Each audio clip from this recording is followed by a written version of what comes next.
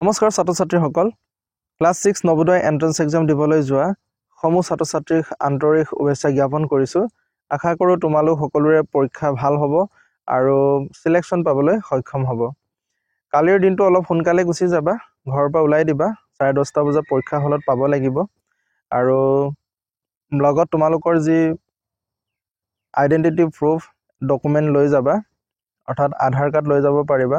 আধাৰ card যদি নাই birth certificate লৈ যাব পাৰিবা আৰু দুইটাই যদি নাই তেতিয়া দেউতাৰ বাগৰ এটা আইডেন্টিটি প্ৰুফ লৈ যাবা, ৰাইট। এটা পৰীক্ষা হলত মন কৰিবলগীয়া বা মনৰ ৰাখিবলগীয়া দুটামান কথা আছে। এই কথাটো তোমালোকক ক'ব বিচাৰিছো।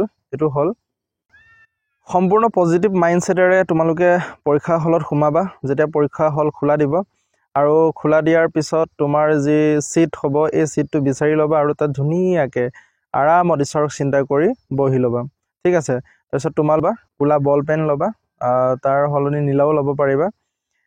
তাৰ পিছতে যেতিয়া সিটত বহিবা, সিটত বহাৰ পিছত যেতিয়া এক্সাম স্টাৰ্ট হ'বলৈ হ'ব আৰু তেতিয়া তোমালোকক OMR সিট দিব।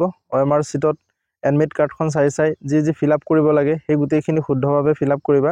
OMR সিট শুদ্ধকে ফিল আপ কৰিবলৈ চেষ্টা কৰিবা, কাৰণ OMR সিট যদি ভুল হৈ যায় তেতিয়া গোটেই পৰীক্ষাত প্ৰভাৱ পৰিব, তোমাৰ ৰিজাল্টটো বেয়া হৈ যাব, ৰাইট। তুমি যদি 100ৰ ভিতৰত 100 পোৱা তেতিয়া OMR সিট ভুল হলে তোমাৰ সিলেকশন নহব।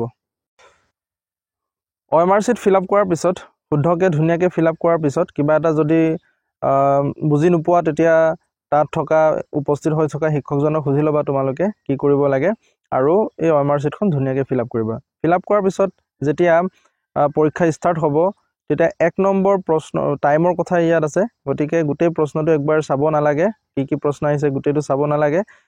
যেতিয়া পৰীক্ষা আৰম্ভ হ'ব 1 নম্বৰ প্ৰশ্নৰ পৰা উত্তৰ কৰিবলৈ আৰম্ভ কৰি যাবা। 1 নম্বৰ প্ৰশ্নটোৰ কাৰণে 4টা অপচন থাকিব। এই 4টা অপচনৰ কাৰণে OMR সিটত 4টা গোল চিন থাকিব, A B C D কে। এই 4টা গোল চিনত যিকোনো এটা গোল চিনহে দিব লাগিব, দুটা গোল চিন দিব নোৱাৰিবা। প্ৰথমতে ভাবি লবা 1 নম্বৰ প্ৰশ্নটোৰ কোনটো অপচন শুদ্ধ হয়। সিটো যদি শুদ্ধ হয় ভালকে ভাবি লবা আৰু OMR সিটটোত C বুলি ধুনীয়াকে গোল কৰি আহিবা। আৰু এবাৰ গোল কৰাৰ পিছত আৰু এটা গোল কৰিলেটো ৰিজেক্ট হ'ব, গতিকে এইখিনি ভুল কাম নকৰিবা, ৰাইট। তাৰ পিছত 1 নম্বৰ প্ৰশ্ন শেষ হোৱাৰ লগে লগে আকৌ ওপৰলৈ মূৰ দাঙি আকৌ বেলেগক চাই ফুৰিব নালাগে আৰু, যিহেতু ইয়াত সময়ৰ কথা আছে। লগে লগে 2 নম্বৰ প্ৰশ্নটো কৰিবলৈ চাবা আৰু OMR সিটত গোল চিন দি যাবা।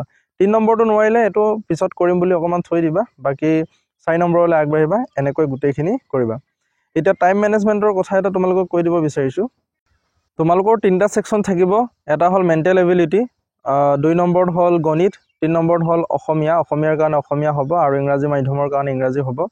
সো মেন্টেল এবিলিটিত ৰিজনিঙত তোমালোকৰ 40টা কোৱেশ্চন আহিব আৰু এই 40টা কোৱেশ্চনক খুব বেছি 25 মিনিটত শেষ কৰিবলৈ চাবা, 25 মিনিটহে লগাবা। আৰু যেটো অসমীয়া থাকে বা ইংৰাজী থাকে তাক 20টা কোৱেশ্চনক 20 মিনিটত কৰিবলৈ বা খুব বেছি 25 মিনিটত কৰি শেষ কৰিবলৈ চাবা। 25 আৰু 25 মিলি কিমান হৈ গল 50 মিনিট। বাকি থাকিলে তোমাৰ 70 মিনিট। এই 70 মিনিট অংকত লগাবা, ৰাইট।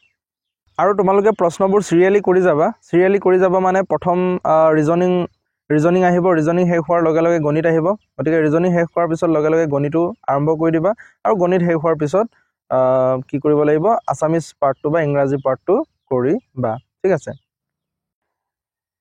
বেছি চিন্তা নকৰিবা, ধুনীয়াকে গোটেই প্ৰশ্নবোৰ টাচ কৰি আহিবা। আশা কৰোঁ তোমালোক সকলোৰে পৰীক্ষা ভাল হ'ব। গতিকে পুনৰবাৰ শুভেচ্ছা জনাই আজিৰ ভিডিঅ'টো ইমানতে খতম কৰি দিছো।